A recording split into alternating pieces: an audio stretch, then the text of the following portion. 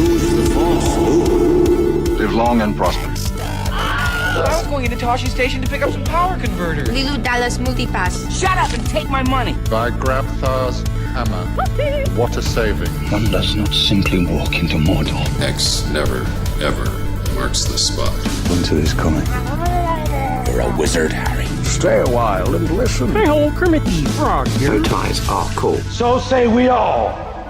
This is a Play on Nerds. Greetings, A Play on Nerds listeners. You're about to listen to our interview with the awesome musician, Marc with a C. You can listen to the full episode with our usual shenanigans, as well as nerdy news and trailer reviews by checking out our iTunes feed or by heading straight to aplayonnerds.com. To kick things off, here's a track from his new album, Unicorns Get More Bacon. It's called Ethics in Gaming. Enjoy the interview. I knew a band, they were almost big, but they weren't big cause they got all fucked up on heroin. But that's okay, cause that's how you play the rock and roll game.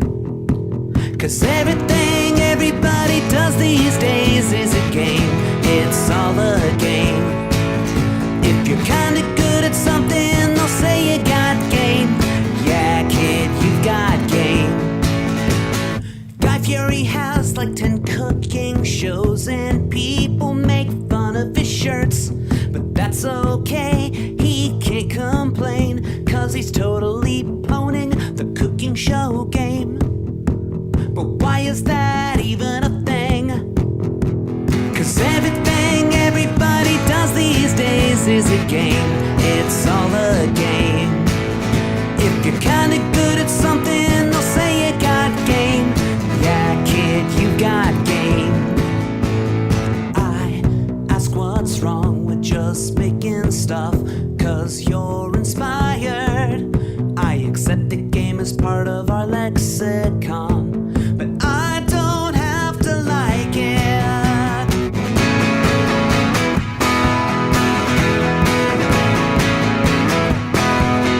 Every time we say our game is hot, we marginalize those whose game is not. Then we take to our social platforms and claim to want equality for everyone. But secretly we all want to be the best while keeping second place repressed. We can't all get a trophy when everything is a casual competition. You might be on point, you might be on fleek, but the earth ain't going to the meek. The two mindsets can't coexist, and I don't see how it's gonna get fixed when everything everybody does these days is a game. It's all a game. If you're kinda good at something, they'll say you got game. Yeah, kid, you got game. That's right, everything everybody does these days is a game. It's all a game. If you're kinda good at something, they'll say you got game. Yeah, kid, you got game. Yeah.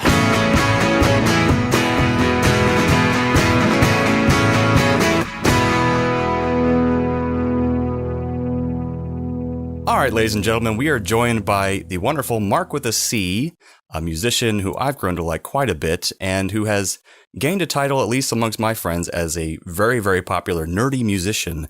And I'll see if he wants to say that that's incorrect or if that's wrong. But either way, he's a lot of fun, and we want to talk to him about how he got started in this field and what kind of things he's working on now. So how you doing, Marc? Thanks for joining us. I'm doing well. Thanks for having me on the show. Now, I'd like to ask, it says, you said that you'd grown to like me. Does that mean that when you first heard about me, you were just going, fuck that guy, and then eventually you went, you know what? He doesn't suck so hard. My friends say so. It's more of a case that I don't listen to music, period, which is really weird, I know. But I basically just listen to podcasts constantly. So I found out that it was making me look very uncultured. So at the same time I started to listen to more music, I discovered you, and my roommate at the time, Josh, he went to see every one of your shows that you ever have. So I was like, what's this all about? Who's this guy? And why do they always talk about him? So I listened to more of your music. I went to your concert, got a few of your albums, and I enjoy it. So you grew on me in that regard. Oh, thank you very much. And I've never heard anyone say I don't listen to music. I've been watching this show recently called Crazy Ex-Girlfriend, and I'm only a few episodes into it, but there's a point where a lady that the star is having lunch with says, "Oh, that was humor. You tried that earlier." Yeah, I don't like when people do that. And it was sort of like that same reaction. Like, what do you mean you don't listen to music? It's everywhere. Everything is a sound and everything can be turned into music. So I was shocked there for a second. You should have seen my face. It was probably stoic. I'm with Jarman, but I don't care for any music written past 1986. Well, you make a good argument there. See, yeah. But most of the contemporary stuff, I'm good. And both Steve and I were in chorus in high school. We loved to sing. Like I love singing karaoke, and I played instruments. I played trumpet and piano, and I just, for some reason, I just don't listen to music anymore. I think I'm missing out on a big part of life in general. Yeah, we have nothing in common. This is going to be great. Well, this interview's over. Fuck it. Fuck this guy. So anyways, please, instead of me introducing you, how would you introduce yourself to maybe like someone who's never known you before, and describing what you do for your career and basically like how you got there? Who are you, basically? Oh, wow. You want to know what I do, but how I got there. Let me start with what I do. My name's Marc with a C, and I make up sarcastic lo-fi pop songs that sometimes have a bit of a nerdy bend to them. You might like them. How I got there was I started writing songs really when I was in like kindergarten. I would just make up lyrics all the time. They were a little too lyrical to be, and too full of rock cliche to be poetry. So I realized, oh, that must be a lyric, and got a guitar for around my 12th birthday from my grandmother, the cheapest Spanish guitar known to man. And I just kind of decided I wasn't going to put it down till I could do something with it. And lo and behold, that's kind of all I do now. Beyond that, I work for an online radio station dedicated to nothing but nerdy music 24 hours a day, 7 days a week. And pretty much my entire life revolves around music and showing the love of music that has really gotten me through life. I wouldn't be alive today if I didn't have music. I can't imagine what I'd be doing with myself. I don't know, maybe much like Nigel Tufnell from Spinal Tap, I suppose I could maybe sell shoes. It depends on the hours, but I don't think I would be happy or even close to well-adjusted. Music definitely is my barometer of whether or not I'm being a good person or not. Huh. That is very deep. If I'm affecting change, some type of positive change, like you at least left and had a good time, then I did the right thing with my life that day. See, my goal is to just make people giggle at fart jokes. I'm not sure if that's much the more same lofty thing. goal there, Steve. And hey, it's attainable. It's realistic. And I is. salute you. Every day I'm living the dream. So something I would say that I'm kind of trying to figure out is that when, things with a nerdy slant, like you say, that it's like that listening to your songs, they're not necessarily about anything, quote unquote nerdy. It's just that for some reason they resonate with that kind of audience. Would you say that's accurate? It's not like they're about nerdy things in particular. Sometimes they are, sometimes they aren't. I don't do a ton of property specific material. Like I'm not setting out to say, write a song from the perspective of the great intelligence from Doctor Who or anything. But, what I'm doing is I'm writing from a nerdy perspective. Sure, I was called a nerd all my life when I was, especially when I was a kid, especially when I was between sizes for glasses. So they were either way too small or way too big on my head. But beyond that, I'm a complete and total record nerd. Like records have completely taken over my house. And I love the palette, the easel, as it were, of vinyl as a delivery method for music. So I have all of the same qualities as, say, a comic book nerd might, but with a different sort of object of intrinsic value. Yeah. So I am a geek, but maybe not for the most common thing that one would be a geek for, though I do like plenty of specific properties. So that's probably why it resonates with nerds. They too can hear the passion in whatever I'm singing about. And that I think to be an effective nerd or geek, depending on what that means to you, you just kind of have to love exploring minutia. And that's me. That's true. It's like nerding out about something is a common phrase. That's what that's all about.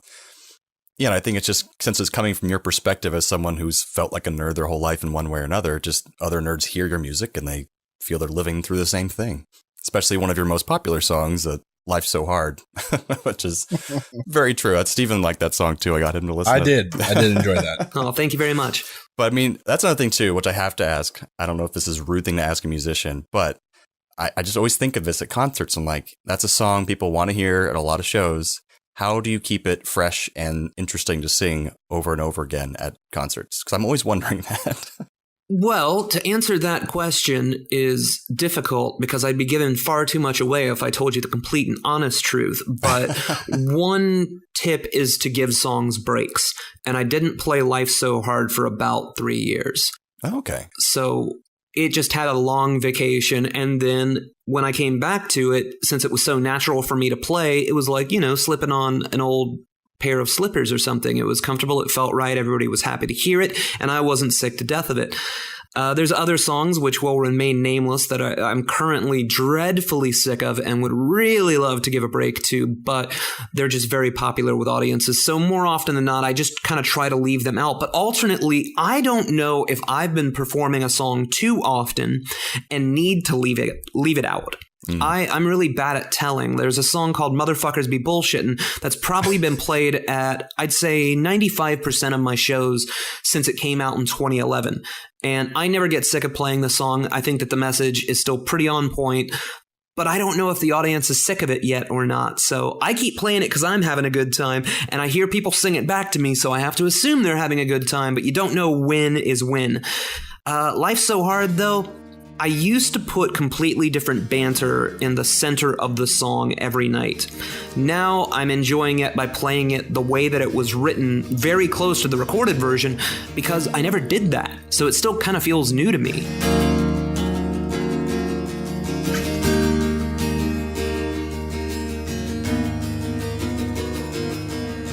I'm so sad, I've got to write in my life journal, and then you'll know my pain. I'm so low, I've gotta write a MySpace bulletin, and it's a chain letter, but I'll just die if you break the chain.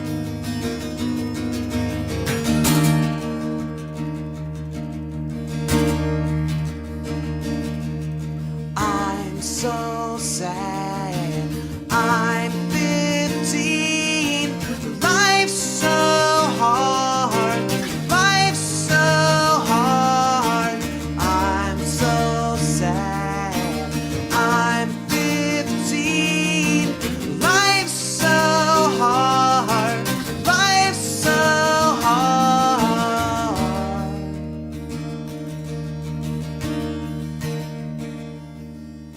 I got dumped by my first girlfriend, and my life's over 'cause I had to take the trash out, but I didn't, so now I'm not allowed to go to the Warped Tour. I denounce God.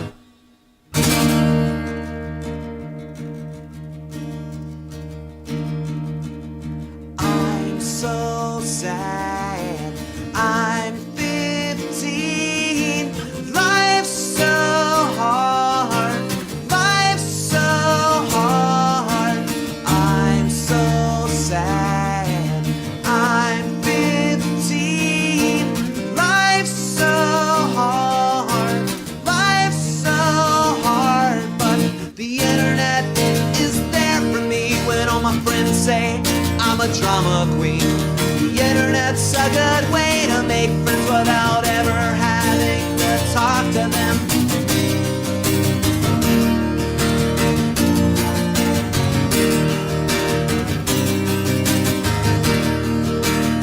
And all the kids get together and they sing, I'm so sad, I'm 15.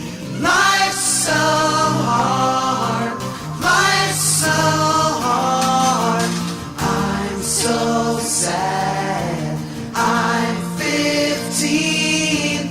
Life's so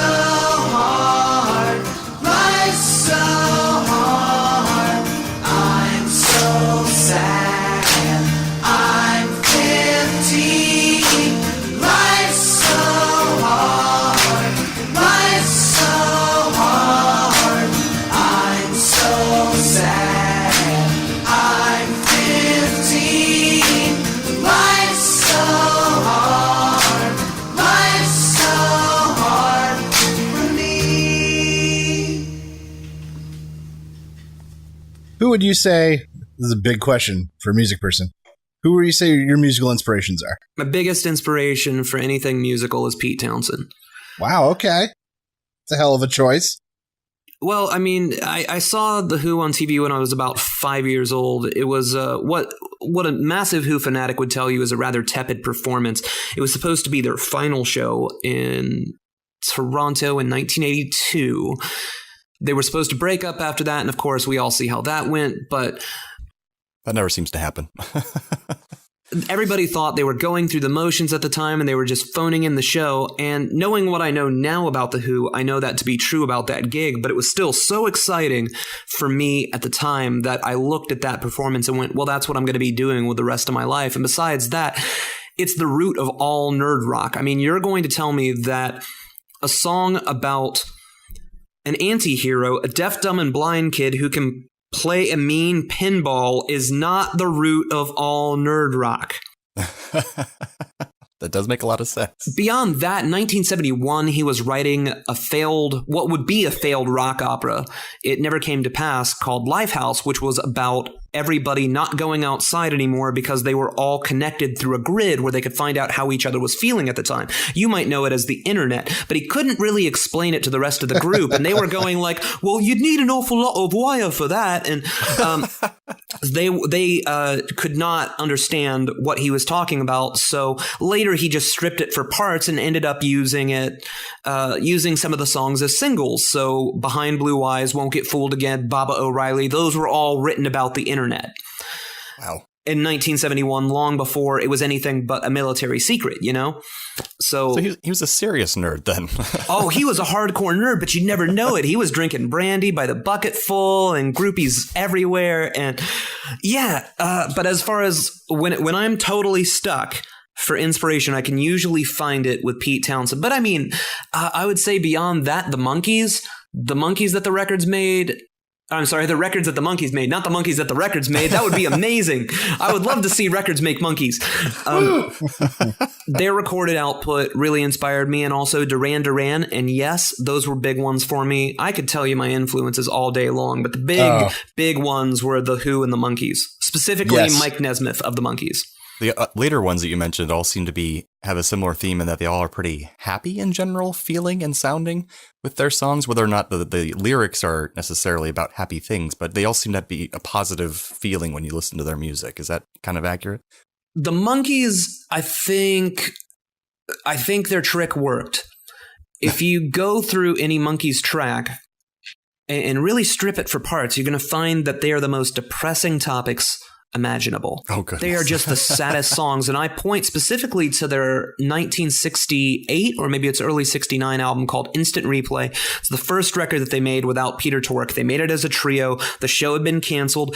And I firmly believe that it's the first emo album of all time. It's the most depressing 30 minutes you will ever hear, but you would never know it if you were just listening to the instrumental tracks. You'd go, God, what a happy album. These guys just must have been a blast to hang out with.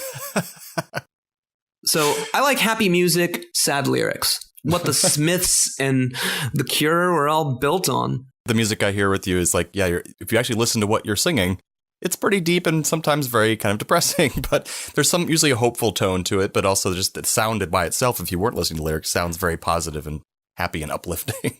Are there any more recent bands that you find yourself digging on? Oh, yeah, tons. Just today, I received in the mail the new album by Taco Cat, who I really love.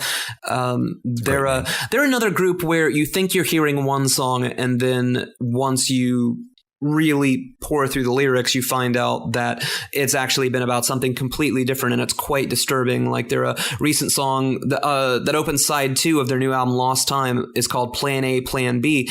And I just thought, oh, happy little song. And I went, oh, no.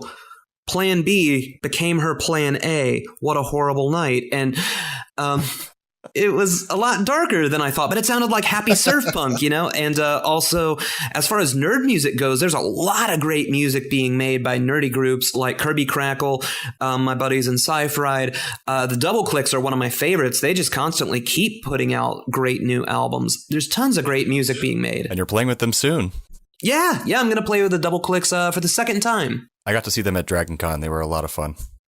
Oh, yeah. Their live shows are the bestest.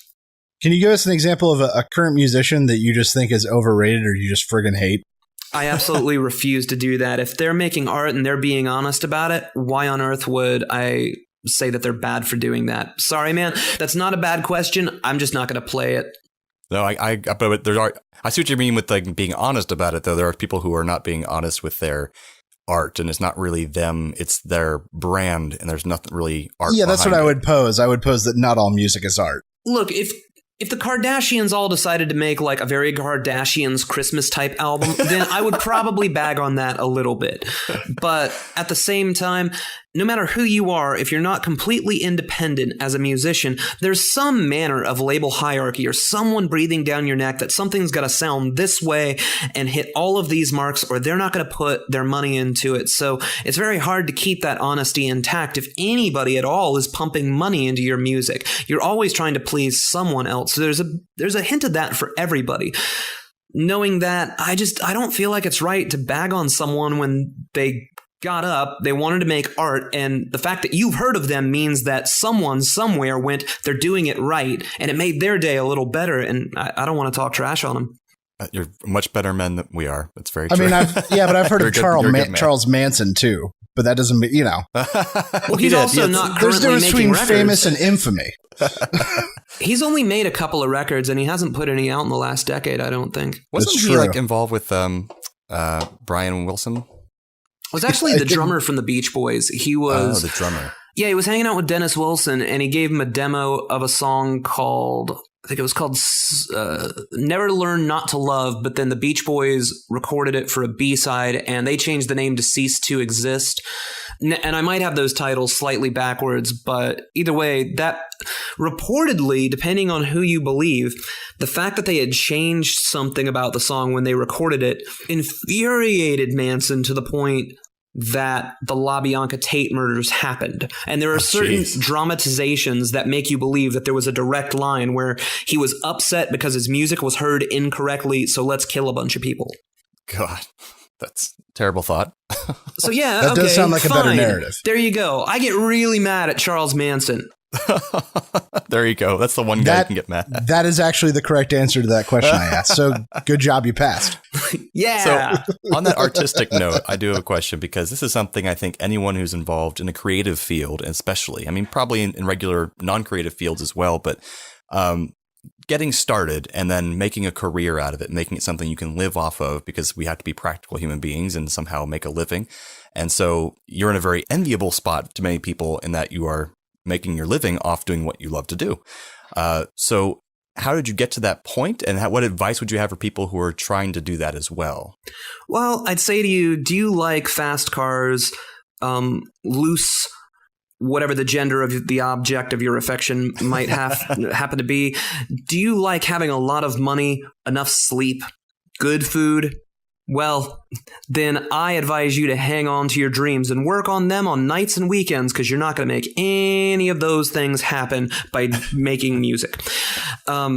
You've got to be ready to fail constantly, because you're going to do that. But ultimately, if you keep showing up to work, someone will eventually notice that you work there. And it doesn't matter if everybody notices. It only matters that the right person notices. And that's kind of been me. I've just been showing up, waiting for the right people to notice. And some of them have.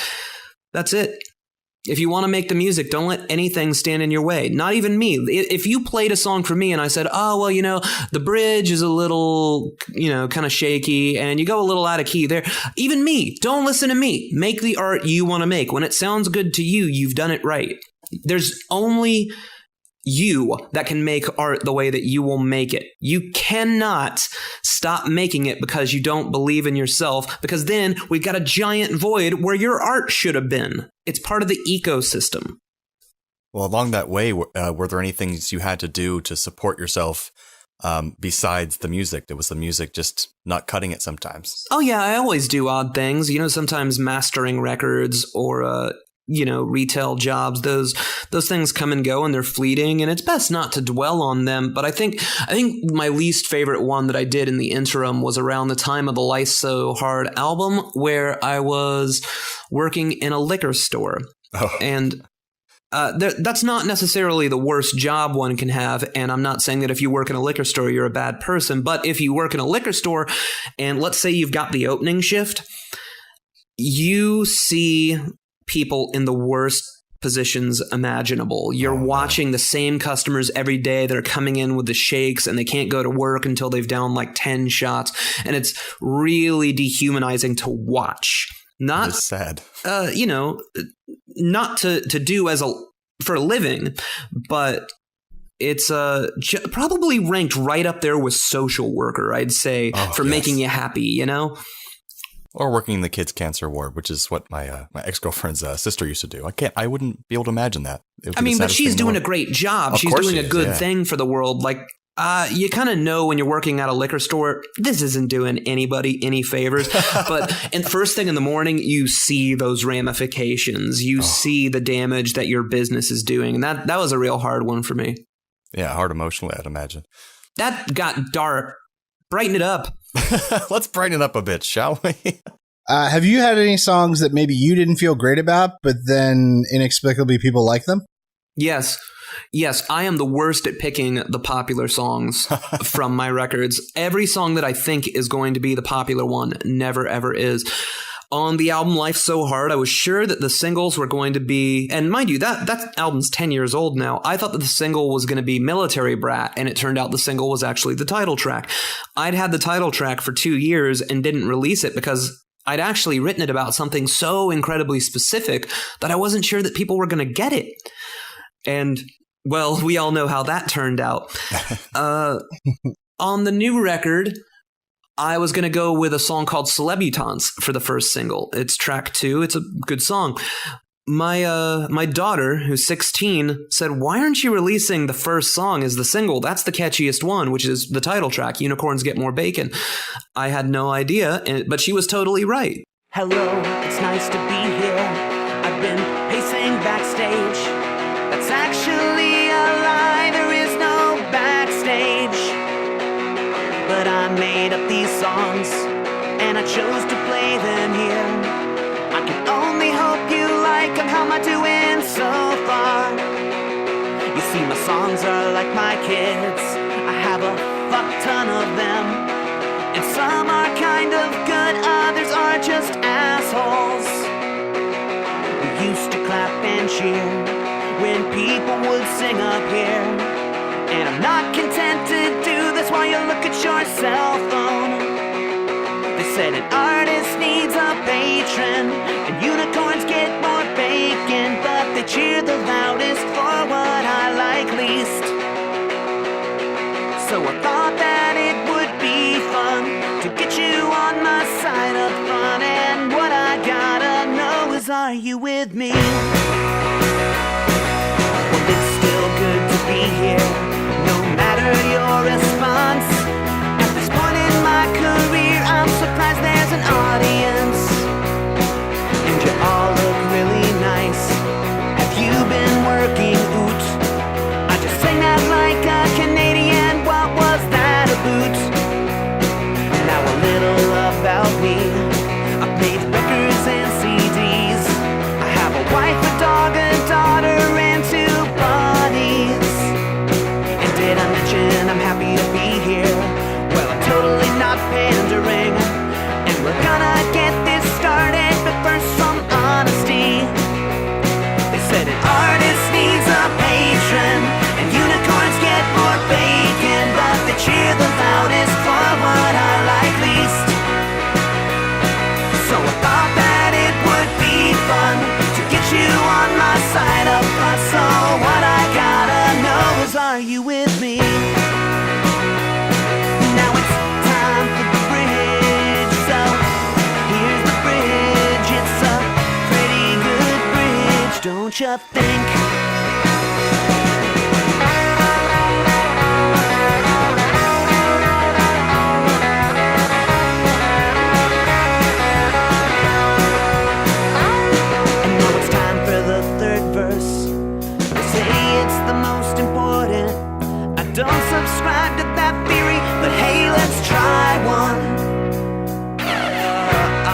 of ideas, but I think you get the point.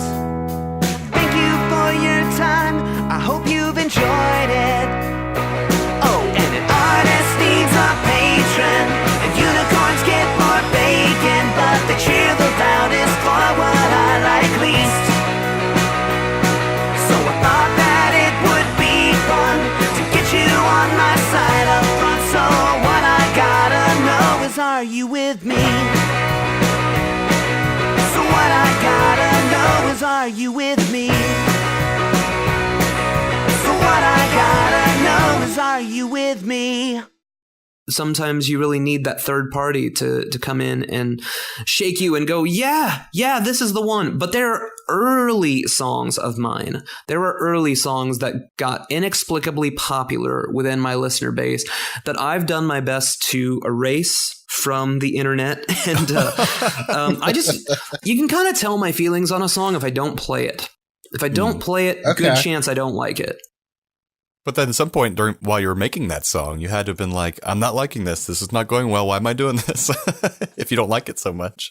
Sometimes it's more like hindsight is 2020, but there's also a little bit of, well, maybe it'll be good. And that's totally my slogan when I'm writing or recording anything. I'm always going, maybe it'll be good. Because again, what I think are going to be the popular songs, the songs that are going to resonate with the audience the most, never are.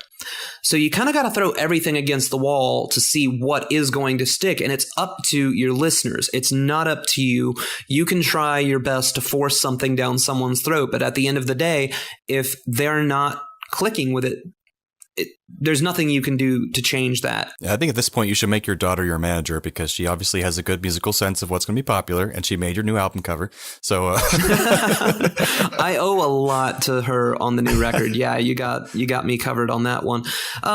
Trying to think though specifically of a song that got popular that I really didn't like. No, there's just more songs that I kind of regret, and people go, "Why don't you play this one?" Like they're not my favorites, but there's only like 2 songs that I go back and go, "Oh God, what was I thinking?" We've all been there. We've all had those nights. Yes. I mean, haven't you guys recorded a podcast where you go back and you're like, why did we cover that subject? Or why did we have this person on? Every damn episode. Gee, thanks. You know what? Fuck this. I'm out of here. I'm just fuck you. Hold on. Are we still recording? Oh, yeah, we're still recording. Oh, we never left cut. The room. You're committed to that.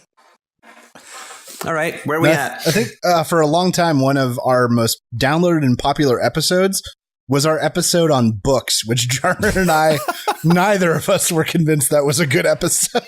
We're going to do an audio podcast about books. About books. And no one's going to listen to this. And it had like 150 downloads. It's like our that was our biggest one for a long time. So what did you do if neither of you are episodes on books, but you did an episode, about nothing but books? What did you talk about for that hour? We talked about our favorite books, authors books we enjoy. It's like stuff. An NPR, like it was real bad. A local but NPR people loved show. It. We tricked them real good. Oh, well, if it was a parody, then that's very different. I mean, that would have been better, actually. Yeah. Yes. You were just selling it to me as a parody. Yeah. Oh, now I'm disappointed. I was going to go listen to that as soon as we were done. Well, not as soon as. Well, not even tonight. Probably not this week. I was going to remember 3 years from now that I was supposed to listen to that episode. That's what was going to happen. That's when we thought we were young, serious podcasters. Boy, were we wrong. So you have a couple things going on right now. I want to make sure we talk about them. And just very recently, you have an EP out for a charity of sorts. Yes, a fan of ours who now has become a friend named Aubrey. She was a very sweet attendee of our shows, but I found out that she was ill with cystic fibrosis, which is a horrific disease. And her mom had actually started a GoFundMe, which had kind of stalled out at around $700. And a light bulb went off over my head that sometimes people give me money when I sing songs. So let's try to release something where the money has no filter. It just goes directly to her. And that's what we did. We plugged in the instruments into an old school cassette 4-track. Now, mind you, most musicians now, I'm recording with computers and all of the accoutrements of the day. But all of my early records were recorded on a cassette 4-track. So I went, all right, we're going to do the new style with the live band that I use, which had never actually been committed to tape before. But we're going to use this old equipment to record the EP. And we did a few songs live in one take, released it to the world, and it's $4 or more if you want to pay more. But basically, you hand over this amount of money, you get the bonus of Marc with a C and his band, Emmett Dobbin and Jim Myers, singing some tunes, and it's going to keep someone alive. And she's just turned 20, and we want to make sure that she has as many birthdays as possible. I had to go into the ins and outs of cystic fibrosis, which I'm just learning about now, but just trust me, it is one of the saddest things you'll ever learn about. It is such a depressing read, and the more I learn about it, I go, how on earth can you be so positive and so upbeat that I had no idea you were ill? How could that even be? So I'm not saying I wouldn't help out other people, but I was especially shocked when I found out that she was as ill as she was with such a hardcore disease. And showing that positive face in public and everything, so that's difficult to do. Yeah, she doesn't, get to go out a ton, as you would imagine. Yeah. And it was actually just recently at the Unicorns Get More Bacon release show where I'd met her, and I didn't know that was her, though I had heard about her illness from my bassist, Emmett Dobbin, who was actually becoming rather close with her. He got to know her a bit. And I found out later, oh, this is her. And I went, no, there's no way. But, when you've got a problem that affects your lungs, you've got to be really careful where you go and what environments you're in. And that night, she drove for like an hour to come see a Marc with a C concert. It wasn't good for her to be out. That struck such a chord with me. I was happy, elated, but also completely devastated that someone wanted to hear us sing songs that badly. And I went, I've got to pay that back. So that's the EP. I just felt that there was something that could be done, and I'm going to do my best to do it. And it's made a little bit of money for her, and every little bit counts.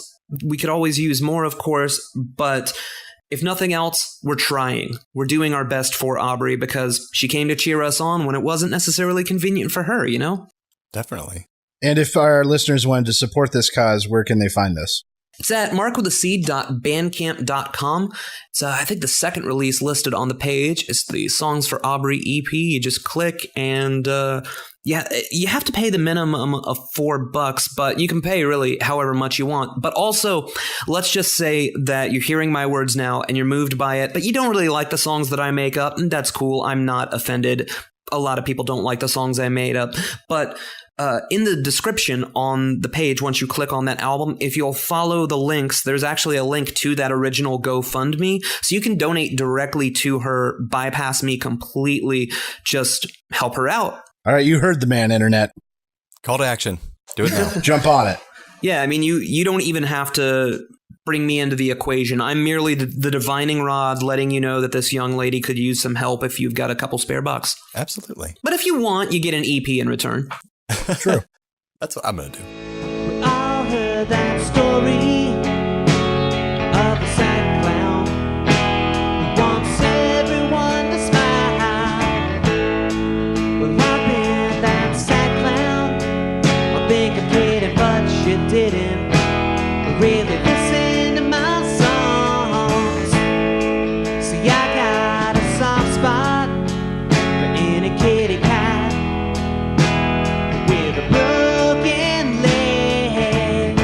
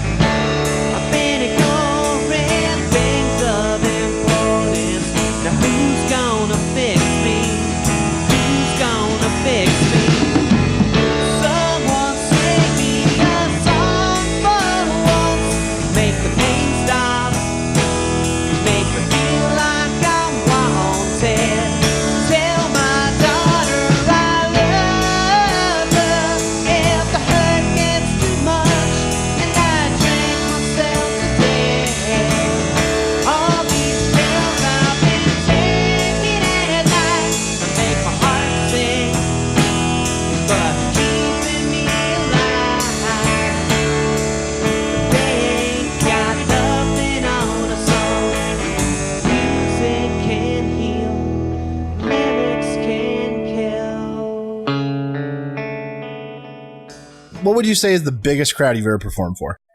Oh, man, I never thought about that. Oh, man, actually, that's really caught me off guard. Never more than a couple thousand, but I can't remember specifically. A couple of thousand is a pretty damn big number. Yeah, that's not bad. Let's not undersell that. There's a couple of festivals, but you don't know the exact number of people, and you don't know how many were even there for you. So, I don't know, a couple thousand, but not much more than that. And now on the opposite end of the spectrum, what's the smallest crowd you've ever walked out to? That's a good question. There was, remember, I think it was around the end of 2008 or 2009 when we were in this weird hybrid space where we'd all kind of jumped from MySpace to Facebook, but we hadn't told everybody yet. Yeah. Okay.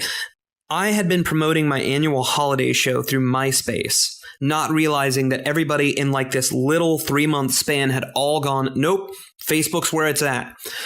So nobody knew about this gig. And I think I played to like 4 or 5 audience members that year for what was supposed to be a marathon show of like 3 hours. And so I'd advertised it and I had to keep going. That's so those 4 very or personal 5 show. And the worst part, like I've been on stage for around 3 hours. I'm drenched with sweat. My face is all red and puffy. I'm especially puffy because I was drinking a lot to get through that show, which I don't do terribly often. But that night, I was drunk. And all of a sudden, a photographer from the Orlando Weekly comes in because they want to document the various holiday parties going on around town. So if you were to dig hard enough, you could find the Orlando Weekly trying to shoot this show in a way that it looks like, 1, I haven't totally checked out, and 2, as if there's really an audience there. It's out there. Dig for it. You have your mission, internet. Oh, I'm curious now. I'm going to try to find that at some point. Oh, it's so depressing. So actually, a weird thing I talked to you about at our show the other night was that we have a large audience for this podcast in the UK. For some reason. Yeah. And you have a following in the UK. I do. I have some listeners in the UK, and bless them all. I'd love to come over there and sing for you, but work visas are not the cheapest thing for an independent musician. But if someone knows a great workaround, I probably shouldn't say that. This is only going on the internet for posterity. I'd love to come and sing in the UK. I'll leave it at that. Yeah, absolutely. So UK people out there, someone sponsor him for a visa or something, however that works. Yeah, can you do that? Can you petition Parliament to say, make an exception? He's only going to sing to 50 people at a pub anyways. Jarman, your parents are immigration lawyers. They got to know something. That's true. We'll figure something out. And my uncle's from Liverpool, so he's also an attorney. So we'll figure it out. He's an attorney in Liverpool or from Liverpool? He's from Liverpool. Does he practice law in the U.S.? Yes. So it doesn't help as much. No, that's amazing, because right there, you just show up with a cool accent as a lawyer. I'm convinced that's all you need to be successful, because people just have to like to listen to you talk. And if there's anything that America's ever been known for, it's been working really, really hard to completely sever ties with the UK and live as our own separate entity while we continuously obsess over everything that the UK does and go, man, I wish we were there. We even have a word for it, too. Anglophiles, isn't that what it is? Yeah. People obsessed with British culture. I've heard that word thrown around, but it doesn't make much sense to me, because I assumed that Anglo-Saxon was just sort of white, but maybe Caucasian, I don't know my history. I prefer cracker, but go on. Yeah, my uncle basically wins cases by going to court and just talking so much and so slowly and so long, they eventually just give up and let him win whatever he's talking about. It's pretty boring. So what kind of law does he specialize? I'm turning this interview around. What kind of law does he specialize in? Mostly boring tax law. Yep. Oh, that's even better. Because if you just throw in a couple of cute UK slang words, us Americans, we're just so charmed so easily by it. You're so damn charming. I'll do whatever you say. That's what Hugh Grant's entire career is based on. Being a bumbling British man. Oh, yes. I mean, of course we could go down to the pub.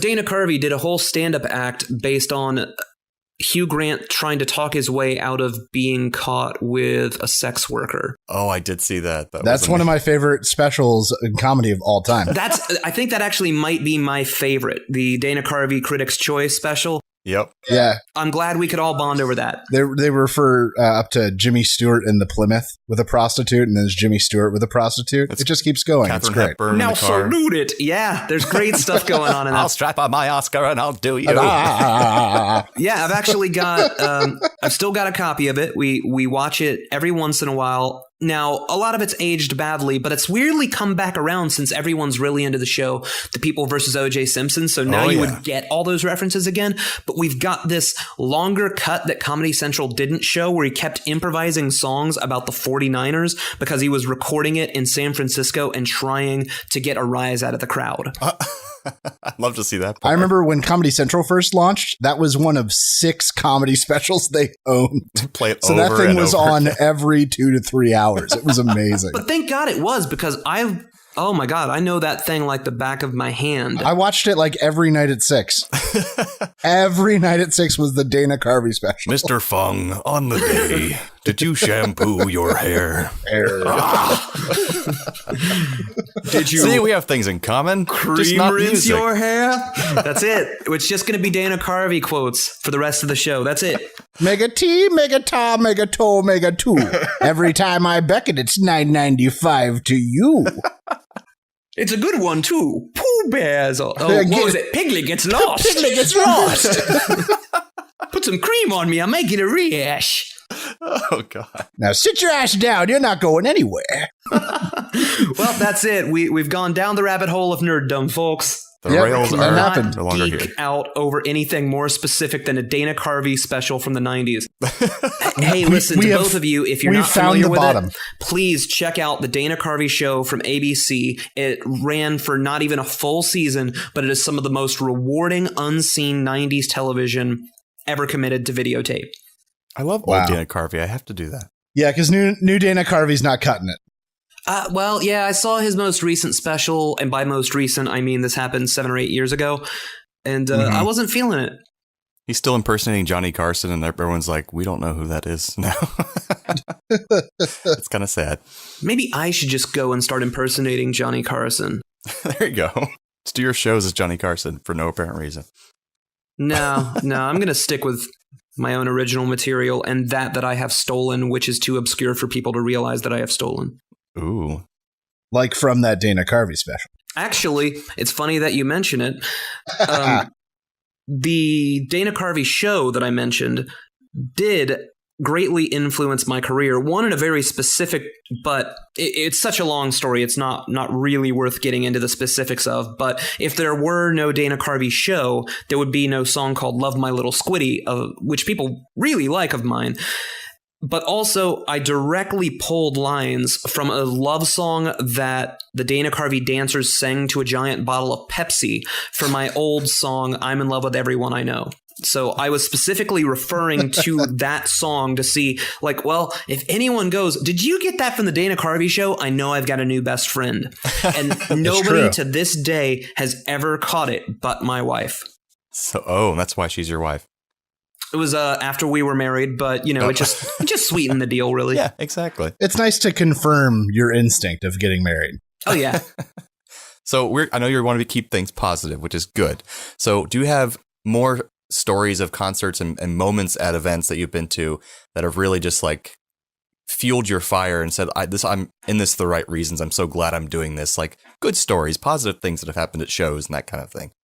They all start to blur together after a little while, but you feel really good when someone says, oh, I really like that or what have you. But I'd say one of the most positive things ever was I had a song that I wrote around 2003 or 2004 called Music Can Heal, and we kept putting it off with releasing it because when I first started performing it, people really, for some reason, had it in their head that I was a comedy musician, which I wasn't. There were elements of comedy there, but there was also a lot of truth there, and there was sadness. So anyways, it really stuck in my craw. But when I first started premiering the song Music Can Heal, people would boo. They would throw stuff at me. Like it was way too serious, way too depressing. They hated the song. And then around 2009, a young lady came up to me and got the song title tattooed on her body. And then later, wow, another person had asked me, hey, could you write out a verse of that song? It was a very specific verse that they wanted. and they wanted me to write it by hand and send it to them in the mail. And they got my handwriting of I think the bridge of the song tattooed on their arm. So this song that I was now terrified to perform because audiences had turned on me, it actually turned out that it had resonated with just the right people. And they were getting it tattooed on their body. And the same actually happened with a song on the new album, Anything But Plain. I'd been putting off putting that song out for years in an official capacity because I just didn't think anyone was going to like it. It was a little too sincere. It was a little too on the nose, and I couldn't take that kind of rejection again. And just a few months ago, a young lady got the title of the song tattooed on her ankle. And I went, okay, well, I guess I can put it on the next record now. So I think that's about it. Like when people decide my lyrics or my song titles are going to be tattooed on their body forevermore, they'll have to explain it at every job interview they have till the end of time. That's when I'm like, that's why I'm doing this. Now, it's considerably less tattoos than, say, Black Flag has inspired. But how many of those people do you think are still listening to Damaged right now? Or have jobs? Oh. Hey, those old punks, they didn't sell out. They bought in. That's right.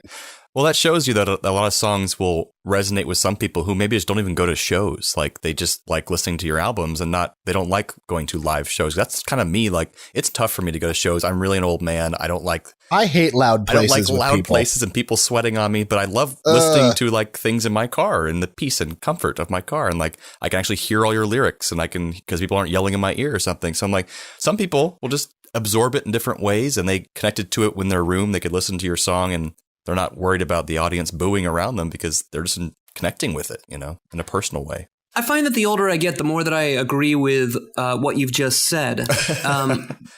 I've been liking going to concerts less and less and less recently and starting to feel like, maybe I'm just too old for this. Maybe I've worked in show business for so long that a lot of that magic was gone. You used to be really excited for this, Mark, when you were little.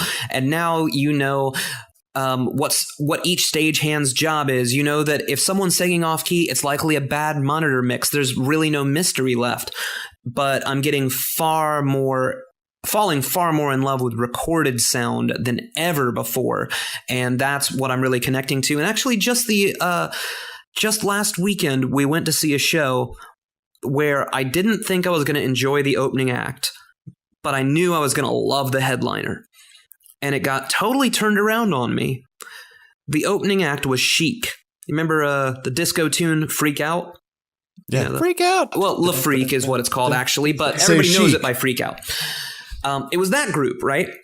Mm-hmm. They were opening for Duran Duran, who I've loved since I was little. Oh, yeah.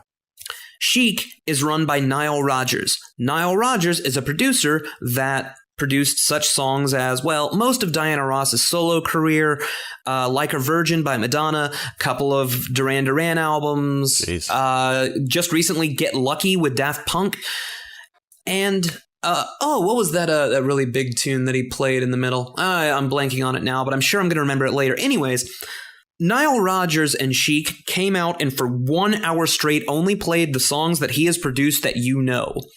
And it turned into stuff white people like Central. I mean, it was just this massive dance party in this amphitheater. And then Duran Duran came out and tried to play you nothing but their new record. That probably didn't go over very well. It wasn't what I had envisioned for a Duran Duran concert, but I also didn't envision walking out going, I didn't know that Chic was amazing. Like, Chic brought the house down. They were probably the best opening acts I've ever seen. But for people like say, you don't like listening to music live in concert. You don't enjoy the sweat and the beer and the urine smell that every club had. Like, I don't know who they call to install the dank at rock clubs, but it has to be that. Like, I've been there on opening nights, grand openings for clubs, and the urine smell is already there. So that's a good racket if you can get into it. But for folks like you, I've made a live album called The Real Live Sound of Marc with a C, where you can hear the songs that I sing that come with stories. Oftentimes, you need the story to understand what the hell I'm singing about, because sometimes the song is really to the punchline to a setup you merely haven't heard. Which is good for people who don't want to go to the concert. They can actually listen to it on CD. Yeah, I can totally hook you up with that. Remind me someday when I'm near you. Or if you'd like, we have a double LP version, because if it's a live album, it's got to be double live. So I might have already bought that one. I'm not sure. Well, just saying, if you don't enjoy concerts, you can still enjoy what a Marc with a C concert is like. And we left in specifically the bum notes. We actually cut songs that I played too perfectly that night. That's no joke. Because it wouldn't sound authentic? It wasn't interesting. Like, if you want to hear what it sounds like when I sing it right, you've got the record already. But if you want to hear me screw up Nerdy Girls, I was sweating a lot and like my glasses were falling off my face, and you hear me in the solo going, I totally fucked up my glasses, instead of the lyric I was supposed to be singing. And I thought, well, that's more interesting than getting it right, isn't it? Yeah, it's got character. Yeah, that's a good way. You know, that's what we say about houses that are unfit to live in. Exactly. So, hey, you guys not being into music, can I ask you, like, what are your favorite records, like albums? Do you have favorites even though you're not really into music? Well, it's weird because I haven't bought an album, like a full-on album. Well, I did at your concert, but before that, I probably hadn't bought a real full album since high school. So that was, 12, 15 years ago. Wow, I'm honored. Thank you. As far as full albums that I really do love front to back, not just individuals, I can really only think of one, and that is Flood by They Might Be Giants. Oh, yeah. It's an album I truly love front to back. And you're recording this from Central Florida. You're talking to me instead of seeing They Might Be Giants, who are literally on stage right now while we are having this conversation. Oh, he's in San Diego. Yeah, I'm San Jose, but yeah. San Jose. Oh, well, feel free to edit all of that out. My bad. I didn't know they were here, Yeah, though. unfortunately, They Might Be Giants don't make it to the West Coast that often. Oh, that's too bad. Well, I got to play with They Might Be Giants once, and a good time was had by some. Wow. Where'd you play with them? The last Nerdapalooza. I was playing the same day as they did. They were the headliners on the Saturday night. And I'll tell you, They Might Be Giants went on and I think specifically played the most difficult show possible for festival goers. Like, there were not a lot of hits in this show, but instead of Particle Man, you got Fingertips in its entirety. Oh, God. And I think the second encore was just a drum solo. People are calling him back to the stage and you're like, oh, you got to play Particle Man or you got to play Don't Let's Start. And instead they jumped right into the song called Number 3 from their debut album. Now, hardcore fans were very happy about this, but your average festival going crowd, not so much. Right. So, and considering a lot of their fans are now under the age of 8.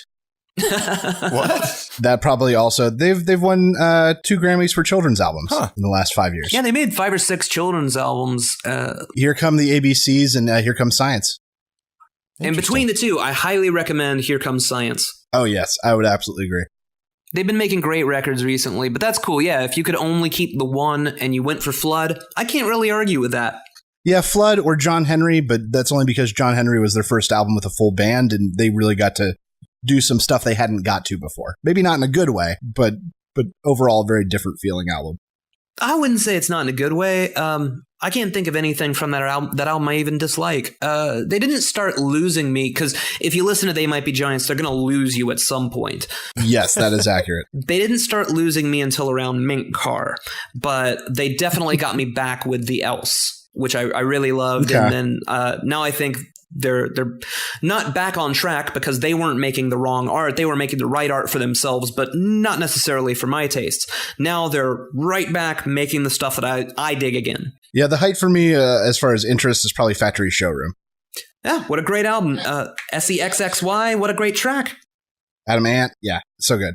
But after that, my interest kind of dipped. That being said, that's also when I discovered Girls, so that could have proportionally made sense. I discovered that girls like They Might Be Giants, and then I didn't have to choose. That's true. I didn't discover that. We didn't have a lot of those girls where we were, I guess. No, not in Winter Park. I would tell you that 3 of the 5 biggest They Might Be Giants fanatics I know are women. Wow. Okay. Yeah, I was surprised because of that stigma that sort of comes with nerdy music to find out that really a lot of the people that pay us nerdy musicians' light bill tend to be female. It's true. So I have heard, like we all have, all the jokes about like, oh, Comic-Con, aka we're all virgins. We've all heard those jokes. It's simply not true. That's definitely, especially changed nowadays. Definitely not true anymore. My best friend, who's been my best friend pretty much my whole life, Heather, she was going to Doctor Who fan conventions before there was any hype for it in the US, back when it was just on public access and community television here in the US. I mean, I've never not known ladies to be nerds, but maybe that was just I was lucking out with the people that I gravitated towards. But I was always really surprised to hear that stigma that, well, women don't like nerdy things. And I'm like, genitals don't make up your mind, It's true. It's always really rubbed me the wrong way, man. But I'm telling you, I can introduce you to some ladies that would go, he loves Flood, I can change him. Well, Steve, have you gotten your wife into They Might Be Giants? A few songs, but overall, no. She did like playing them for the kids that she used to watch. Oh, okay. So she's gotten a couple of them. Yeah. Well, that's what good. kind of music does your wife listen to? She loves The Doors. She's cooler than us. Listen to that all the time. Her and I are both pretty big fans of Keane and the Killers. As far as more modern stuff, but that's pretty much where we draw the line. So you guys like some UK rock? Yeah. The more angular UK stuff. But The Doors, you know what? One of my favorite rhythm sections. That's one I can trash. You know what? I'm going to trash it.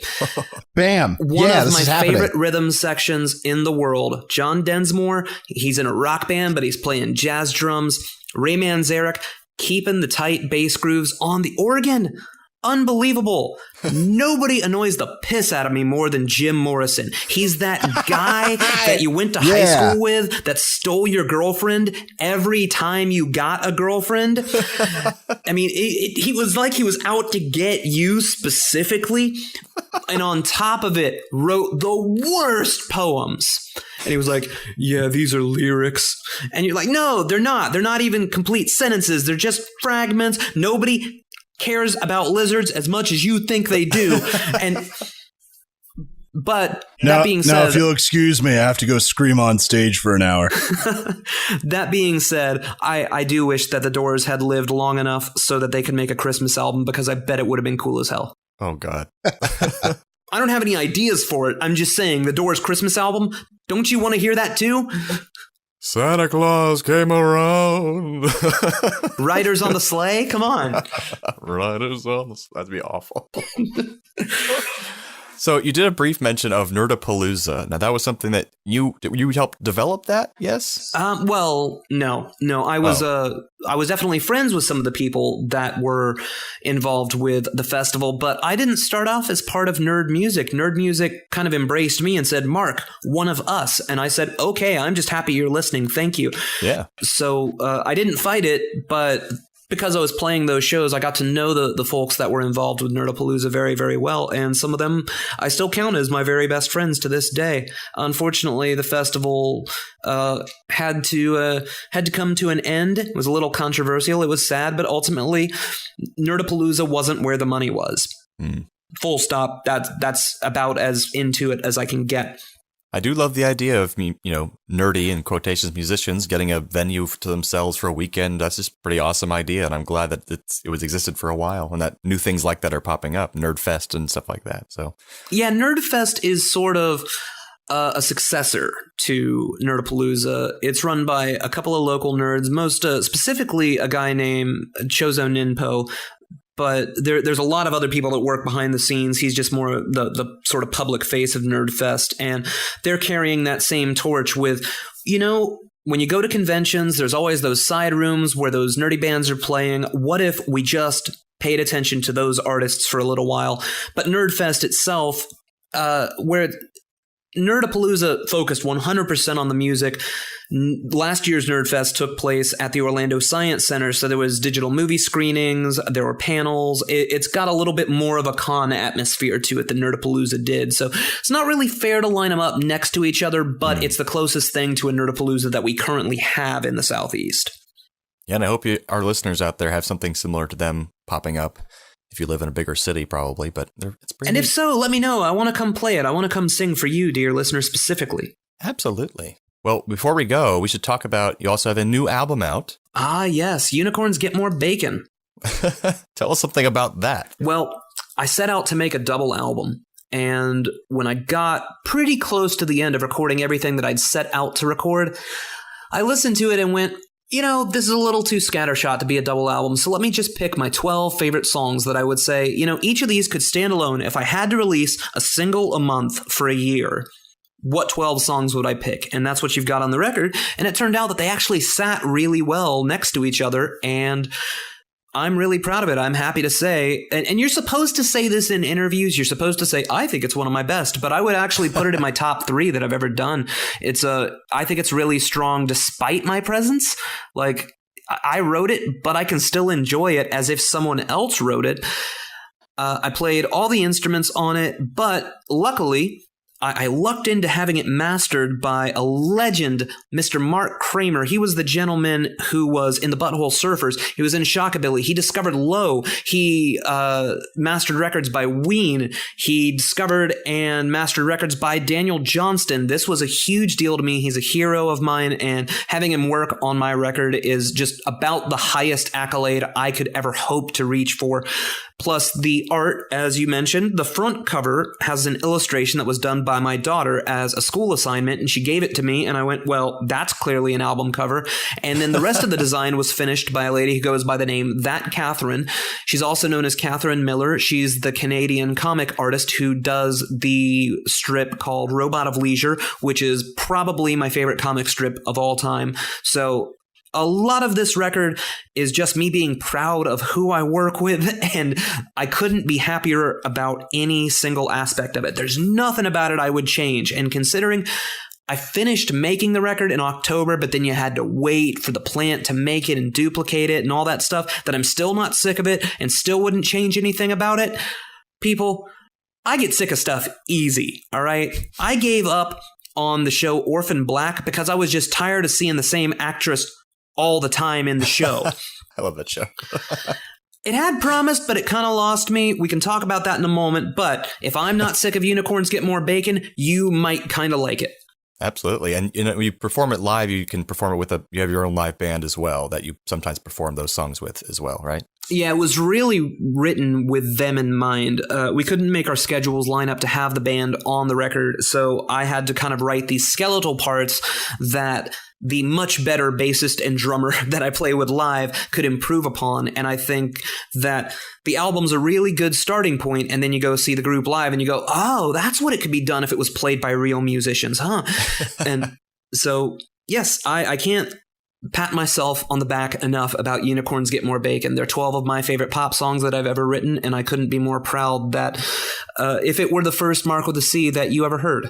Well, awesome. People go out there and find it. And where can they find it and purchase it and all that jazz? Well, if you want a physical copy, you'd go to either marcwithac.com or marcwithac.bandcamp.com. If you buy it on vinyl, it's purple. I'm sorry. Well, kind of purple when you spin it because it's pink and blue splattered.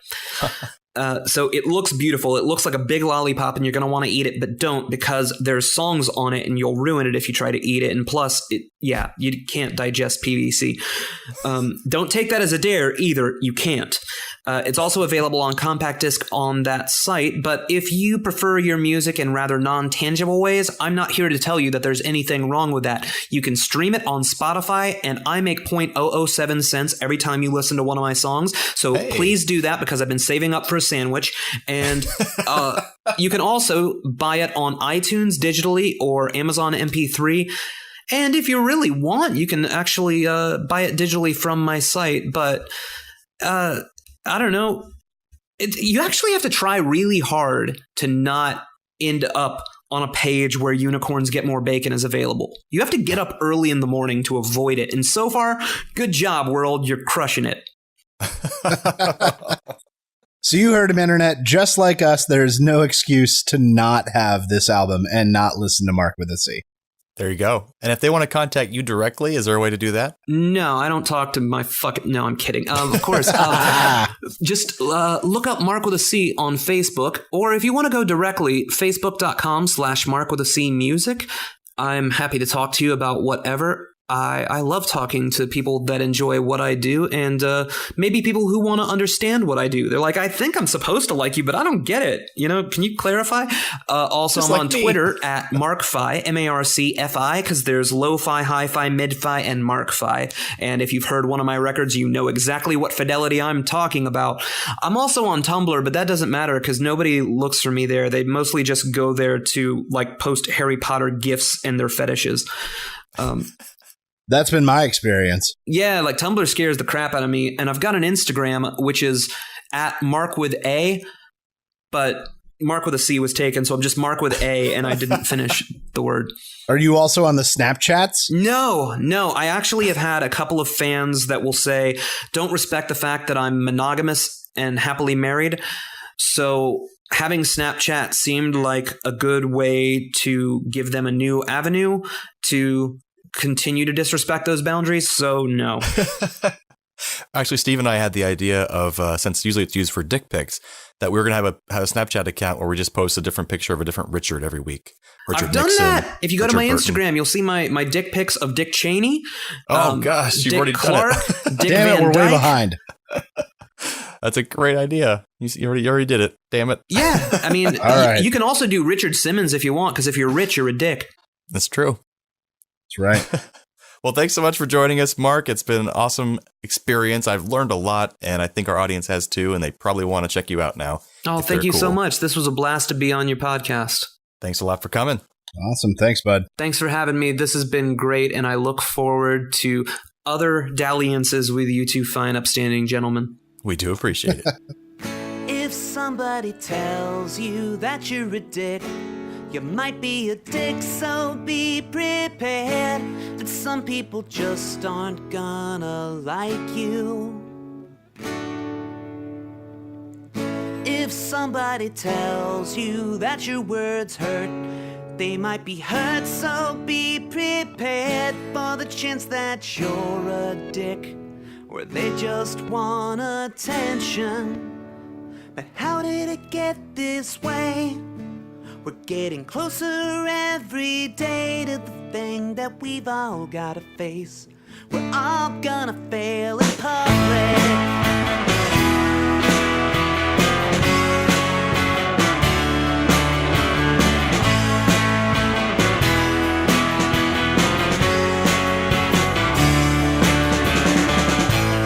We've all done things we'd rather forget, as long as it came from an innocent place.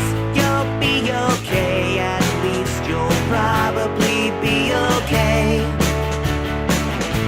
If you don't wake up with the intention of fucking someone shit right up, you're probably okay, but who's to say in this day and age?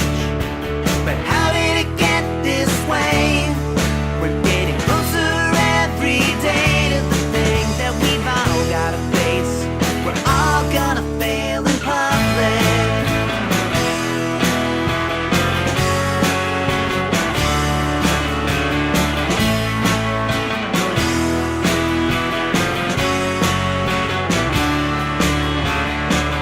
It'll happen when you least expect it. Videos and pictures that you thought were protected, or you might be implicated in a wrong place, wrong time situation. But there's no way to solve it. We tried everything short of making the thought police, and we all know how that book ends. Spoiler alert, it does not end well. Well, maybe it's time we wear our faults on our sleeve and own them to be prepared. But some people are just total dicks. But how did it get this way? We're getting closer every day to the thing that we've all gotta face. We're all gonna fail in public.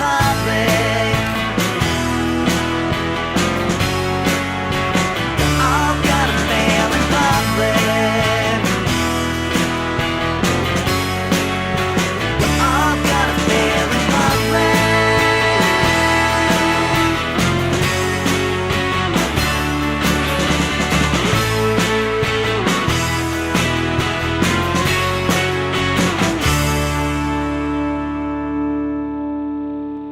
Thanks again, Marc with a C, for joining us. Hope our viewers and listeners enjoyed it. Check out his new album, Unicorns Get More Bacon. Absolutely. Or you can check out Songs for Aubrey, his EP done in benefit to a young lady with cystic fibrosis. Check it out. Donate. Even if you don't want to listen to the album, you can donate directly to her. Exactly. It's marcwithac.bandcamp.com. Yep. And you can find all those things there and check it out. Or on Spotify, iTunes, Amazon, all those places. All the places you can find it. Absolutely. If you'd like to find out more about us, you can always check us out on Facebook at facebook.com/aplayonnerds. Or check us out on Twitter and Instagram at aplayonnerds. We're also streaming live game content all the time on twitch.tv/aplayonnerds. Fun videos and stuff to check out, youtube.com/playonnerds. And also please subscribe to us on iTunes and leave a review if possible, because that lets us be easily searched in the iTunes search index for podcasts. And that way we know if we stink. Exactly. Let us know if you hate us or you love us. That's always great. Check us out at our website, www.aplayonnerds.com, where all this content can be found at the tip of your fingers. And you can also always email us at anything@aplayonnerds.com. And then check us out on, I guess, Snapchat, maybe. For dick pics. Or Tumblr. Tumblr. Periscopes. You could also throw a rock at us with a message on it. Carrier pigeons. We accept cassette tapes. I love cassette tapes. We just want to hear from you. Yes, please send us anything you like at any social media outlets. However you do it, check us out. And how.